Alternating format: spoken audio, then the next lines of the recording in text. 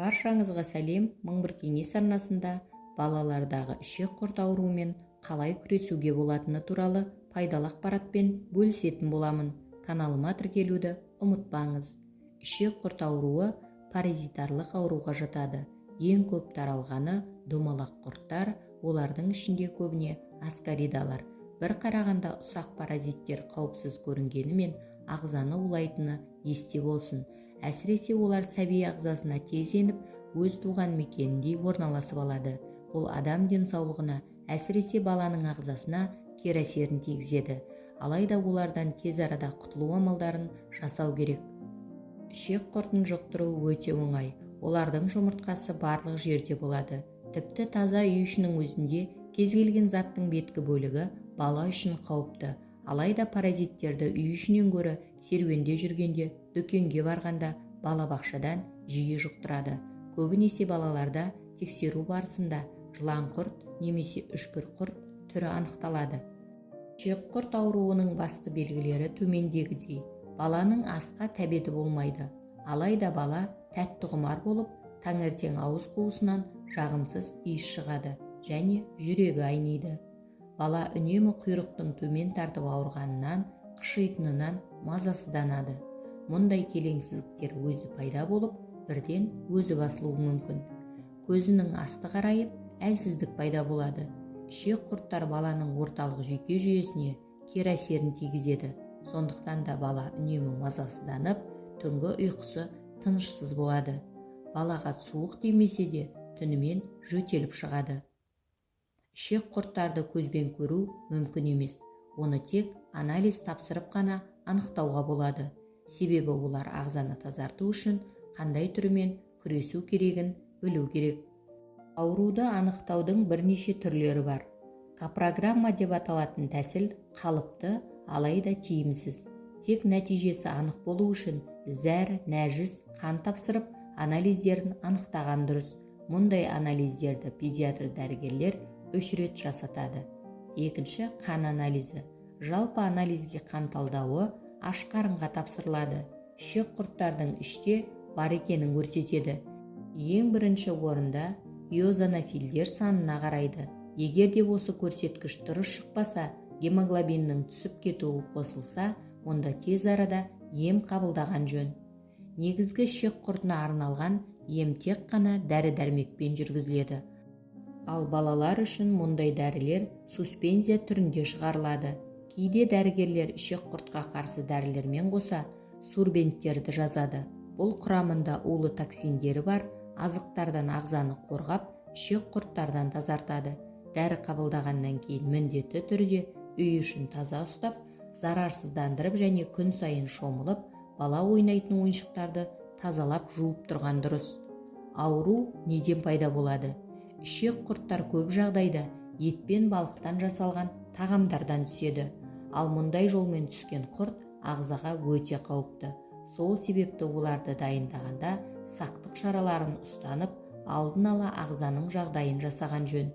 Мысалға айтсақ, балықты суды қайнатқан соң салады. Балық салынған соң тағы кемінде 20 минут қайнау керек.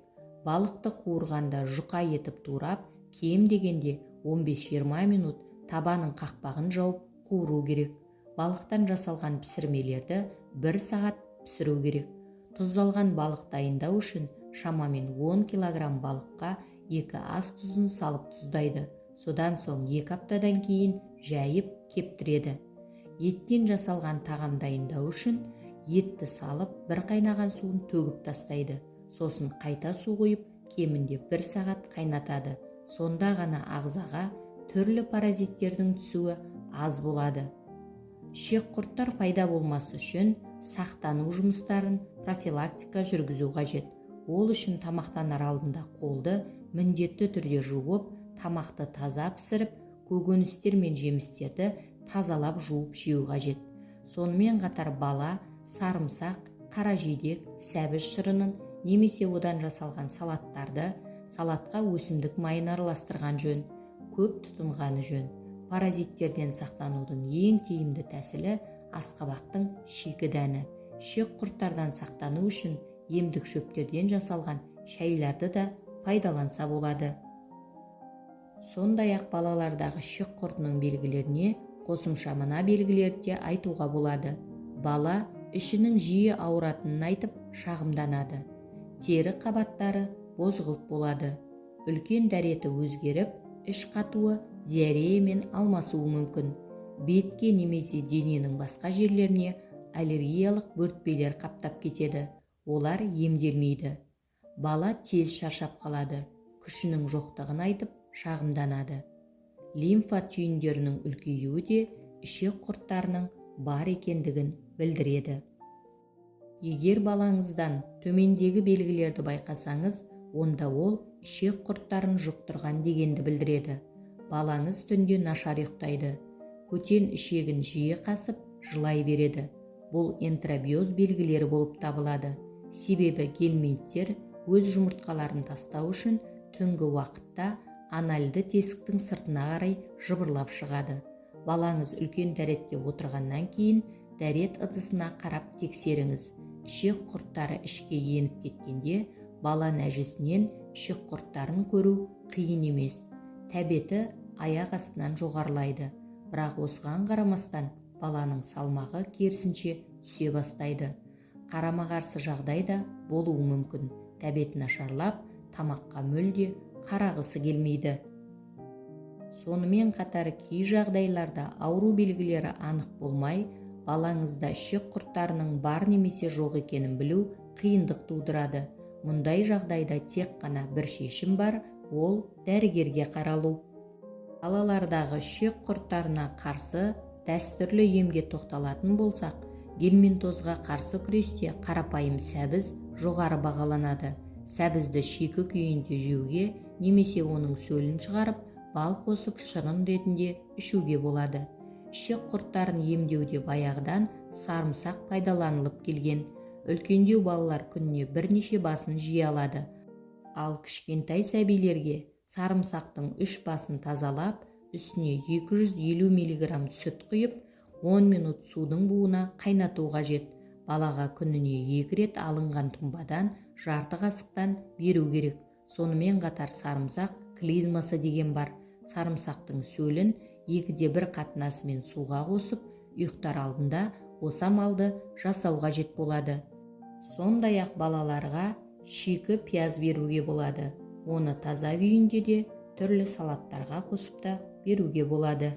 Тағы бір ескертетін жайт, гельминттерден құтылсаңыз да олардың қайталануы мүмкін екенін естен шығармаңыз. Мына ережелерді ұстана отырып, профилактика жасай аласыз. Гигиена сақтау. Балаларыңызға тамақ ішер алдында және дәретханаға барған соң қолын жууды үйретіңіз. Тырнақтарын қысқартып алыңыз. Себебі оның астына жиналған кір ішек құрттарын жұқтырудың негізі болып табылады. Баланың ішкі киімдерін жақсылап үтіктеңіз. Көрпе төсекті жиі ауыстырыңыз. Дастарханға қоятын жемістерді, көкөністерді жақсылап жуыңыз. Үстінен қайнаған су құйып жіберген дұрыс. Сонымен қатар паразиттердің кейбір түрлері масалар мен шыбындар арқылы да беріледі. Сол себептен жәндіктерден қорғанатын үркіткіштер мен басқа заттар қолданыңыз. Балаңыздың тырнағын тістелемеуін және жерден немесе еденнен алған заттарды аузына салмауын қадағалаңыз. Егер үй жануарлары болса, оларды гельминттерден профилактикалық емдеу жолдарын жасап тұрыңыз.